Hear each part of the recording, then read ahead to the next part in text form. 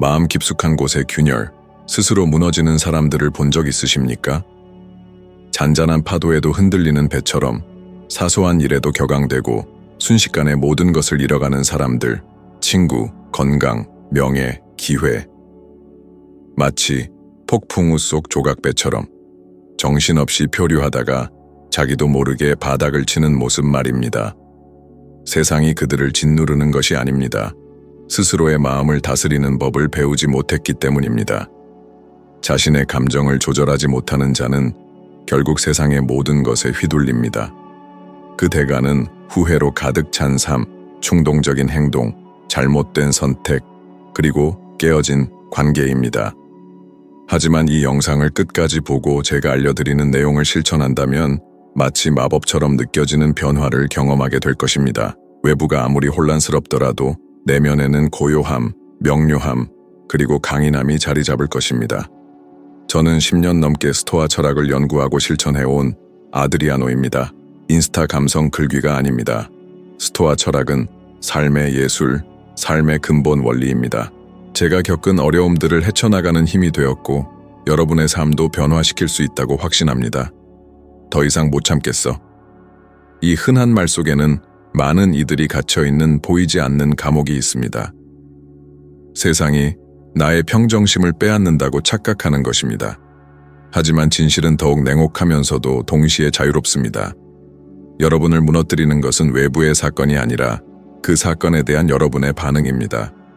교통체증에 갇히고 누군가 끼어들면 순식간에 화가 치밀어 오르고 하루의 평화는 순식간에 사라집니다.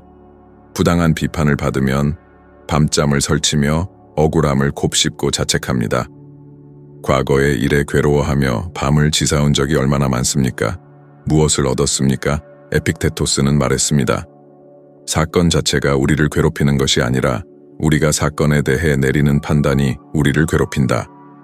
단순하지만 인간 정신의 가장 위대한 힘, 바로 자신의 반응을 선택하는 능력을 보여줍니다.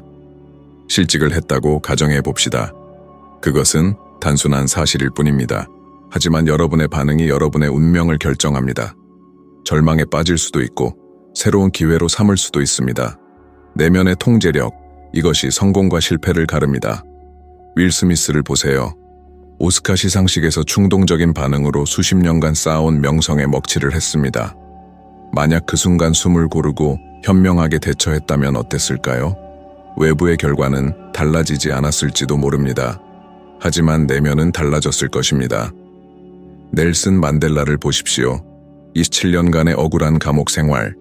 그는 평온하고 굳건하게 복수심 없이 세상에 나왔습니다. 내면의 통제력이 그를 평화와 변화의 상징으로 만들었습니다. 스토아 철학은 자극과 반응 사이에 공간이 있음을 가르쳐줍니다. 그 공간이 바로 우리의 자유입니다. 하지만 대부분은 그 공간을 인식하지 못하고 마치 프로그램된 로봇처럼 반응합니다. 지금 솔직하게 자문해 보세요. 얼마나 많은 잘못된 결정을 감정적으로 내렸습니까? 후회하는 메시지를 보냈습니까? 상처 주는 말을 했습니까? 분노, 공포, 불안에 휩싸여 중요한 결정을 내렸습니까? 그리고 그 피해를 수습하려 애썼습니까? 내면의 통제는 로봇처럼 감정을 없애는 것이 아닙니다. 반응하기 전에 숨을 쉬는 법, 행동하기 전에 내면을 관찰하는 법을 배우는 것입니다. 하버드 의대 연구에 따르면 감정 조절 능력이 뛰어난 사람은 심혈관 질환, 불안, 우울증에 걸릴 확률이 낮다고 합니다. 감정 조절은 만성 스트레스 호르몬인 코르티솔 수치를 낮춰 몸과 마음을 보호합니다. 하지만 학교에서는 이것을 가르치지 않습니다. 수학, 지리, 이런 것만 가르칩니다. 이별, 배신, 삶의 붕괴에 어떻게 대처하는지 배우지 못합니다. 결국 붕괴, 소진, 불안, 폭발이 찾아옵니다. 스토아 철학을 실천하는 사람은 압니다. 외부에서 일어나는 일은 항상 내 마음대로 할 수 없지만 내면에서 일어나는 일은 내가 선택할 수 있다는 것을 넌 남의 행동을 바꿀 수는 없습니다. 비판, 교통체증, 상사의 고함, 질병을 막을 수 없습니다. 하지만 절망과 평정, 분노와 집중 중에서 선택할 수 있습니다. 매일 수천 번의 기회가 있습니다. 알람이 울릴 때, 누군가 짜증을 낼 때, 모든 일이 잘못될 때 멈추고 숨을 쉬고 생각해야 합니다. 나는 나의 반응에 책임이 있다. 그리고 그것은 내 미래를 결정한다. 세상은 불안정할 수 있지만 여러분은 그럴 필요가 없습니다. 진정한 힘은 주변 모든 것을 통제하는 것이 아니라 모든 것이 여러분을 무너뜨리려 할 때도 흔들리지 않는 것입니다. 이것이 스토아 철학이고 내면의 힘입니다. 여러분에게도 있습니다. 선택은 여러분의 몫입니다. 인간의 고통 대부분은 현실이 아닌 기대에서 비롯된다는 것을 알고 계십니까? 누군가를 위해 모든 것을 했지만 감사는커녕 침묵만 돌아왔을 때, 열심히 일했지만 인정받지 못하고 더 많은 책임만 늘어났을 때, 관계에 투자했지만 거리감만 느낄 때, 고통, 좌절, 분노가 찾아옵니다. 하지만 스토아 철학은 대부분이 모르는 것을 알려줍니다. 고통은 현실에서 오는 것이 아니라 충족되지 않은 기대에서 온다는 것입니다. 마르쿠스 아우렐리우스는 이렇게 말했습니다. 삶이 가져오는 모든 것을 감사하는 마음으로 받아들이자. 우리가 원하는 대로 일이 일어나기를 바라는 것이 아니라 일어나는 일을 우리가 원했던 일처럼 받아들이자. 이것은 자존심에 대한 타격이자 동시에 해방입니다. 삶이 내 뜻대로 되기를 기대하지 않을 때 현실을 있는 그대로 받아들이게 됩니다. 얼마나 많은 시간을 스스로 만들어낸 허상에 괴로워했습니까? 데이트에서 호감을 얻기를 바라지만 상대방은 무관심하고, 면접에 합격하기를 기대하지만 연락이 오지 않고, 누군가의 변화를 바라지만 변함없을 때, 그것이 나쁘기 때문이 아닙니다. 기대가 달랐기 때문입니다. 이러한 패턴은 흔합니다. 이미 경험해 보셨을 것입니다. 기대에 미치지 못한 사람 때문에 실망했고, 사소한 일에 과도한 기대 때문에 괴로워했습니다. 인간은 투영하는 경향이 있습니다. 마음은 시나리오, 기대, 가정을 만들어내고 그것을 사실로 믿습니다. 하지만 현실은 그렇게 작동하지 않습니다. 기대가 클수록 더 취약해집니다. 높은 기대 플러스 무관심한 현실. 불가피한 고통 don't. 에이미 와인하우스는 비극적인 예입니다. 사랑에서 치유와 안정을 기대했지만 유독한 관계, 정서적 의존, 중독으로 파멸에 이르렀습니다. 그녀를 파멸시킨 것은 힘든 삶만이 아니었습니다. 삶에 대한 과도한 기대였습니다. 키아누 리브스는 반대의 경우입니다. 기다리던 아이와 연인을 잃었지만 그는 통제할 수 없는 것에 저항하지 않았습니다. 그는 받아들이고 나아갔습니다. 그는 평화, 단순함, 현재에 집중하는 상징이 되었습니다. 이는 이상에 매달리는 사람과 현실을 받아들이는 사람의 차이입니다.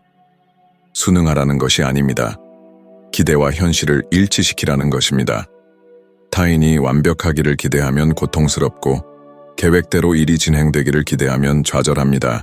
하지만 삶이 나에게 아무것도 빚지지 않았다는 것을 이해하면 오는 것을 모두 현재의 선물로 받아들일 수 있습니다. 이 이해는 세상과의 관계를 바꿔놓습니다. 사람들을 있는 그대로 사랑하고, 작은 성공을 기뻐하고, 예상치 못한 일에도 침착하게 대처합니다. 캘리포니아 대학 연구에 따르면 비현실적인 기대를 하는 사람은 불안과 우울증에 걸릴 확률이 높고, 현실적인 사람은 행복과 만족도가 높다고 합니다. 과도한 기대 속에서는 언제나 벼랑 끝에 서 있습니다. 하지만 현실에 발을 딛고 오는 것을 받아들이고 적응하고 방향을 조정하며 나아갈 때 더 가볍고 온전하고 현재에 집중하며 살 수 있습니다. 스토아 철학은 현실과 싸우지 않고 원하는 대로 되지 않더라도 받아들이고 이렇게 될 운명이었어를 이렇게 되었으니 이제 뭘 할까로 바꾸는 것을 가르칩니다. 결국 기대는 단지 생각일 뿐입니다. 현실은 여러분이 다뤄야 할 것입니다. 어떻게 되어야 하는가 라는 환상을 버릴 때 현실을 있는 그대로 받아들이는 평화를 찾게 됩니다. 무엇도 바꿀 수 없다는 것을 알면서도 계속 주장하며 상대방과의 관계를 망친 적이 있습니까? 결국 이겼다 하더라도 감정적으로 지쳤을 것입니다. 스토아 철학의 가장 강력한 가르침 중 하나가 여기에 있습니다. 여러분의 평화는 여러분이 옳다는 것을 증명하는 것보다 더 중요합니다. 항상 옳아야 한다는 것은 자아의 함정입니다. 옳다는 것을 증명하지 못하면 뭔가를 잃는다고 느낍니다. 하지만 진정으로 잃는 것은 균형입니다. 세네카는 이렇게 말했습니다. 무의미한 논쟁에서 승리하는 것보다 양보하는 것이 더 고귀하다. 불의 앞에 침묵하라는 것이 아닙니다. 언제 싸워야 하고 언제 물러서야 할지 현명하게 선택하라는 것입니다. 모든 싸움이 여러분의 에너지를 소모할 만한 가치가 있는 것은 아닙니다. 모든 도발에 반응할 필요는 없습니다. 모든 다른 의견을 바로잡을 필요는 없습니다. 이러한 지혜는 흔하지 않습니다. 우리는 옳다는 것이 힘의 표시이고 논쟁에서 이기는 것이 건강한 관계를 유지하는 것보다 더 중요하다고 배웠습니다. 작은 다툼이 큰 다툼으로 번진 이유는 누군가가 멈추지 않았기 때문입니다. 두고 보자는 충동 때문에 얼마나 많은 관계가 깨졌습니까? 단순한 말다툼 때문에 얼마나 많은 평화로운 시간이 빼앗겼습니까? 괜찮아, 그냥 넘어가자 라는 말 하나로 피할 수 있었던 오해 때문에 우정을 잃은 적이 있습니까? 소셜미디어는 이러한 행동을 증폭시킵니다. 모두가 모든 것에 대해 의견을 내놓고 다른 의견을 가진 사람은 적이 됩니다.